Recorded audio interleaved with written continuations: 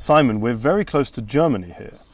You can see from the view we're in these rolling hills on the German border. Do you still have a sense of humour in this part of Switzerland? But the Swiss sense of humour does take a little bit of getting used to.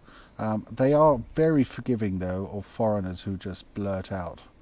In the 8 years you've been around, you've gone from 0 to in the top rankings in the world.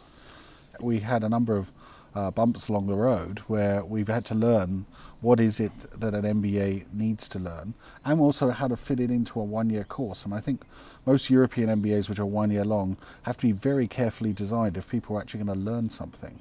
So in some sense for us, the real constraint, the real driver is that the Swiss job market is so damn demanding, we cannot let go on quality because the employers just won't touch our students. When you say the Swiss job market is demanding, isn't Switzerland just making cuckoo clocks, chocolate, Swatch watches and Swiss Army knives?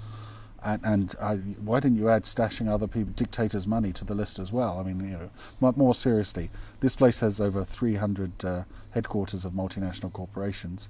It has a quite serious manufacturing sector, and it also has a very large, small and medium-sized enterprise sector, many of which are very highly globally oriented.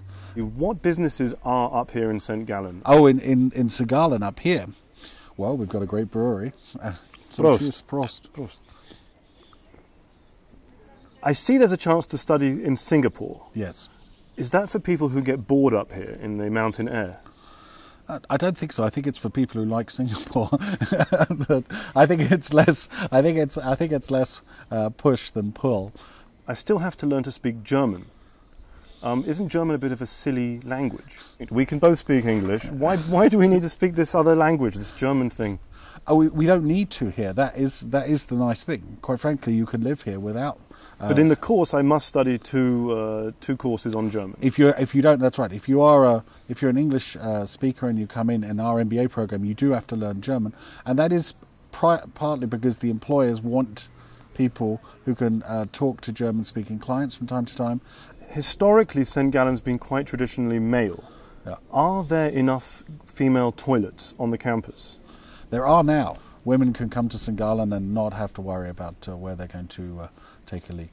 You count on the website 3 kinds of career change. Correct. Industry, function, yep, and country. Correct.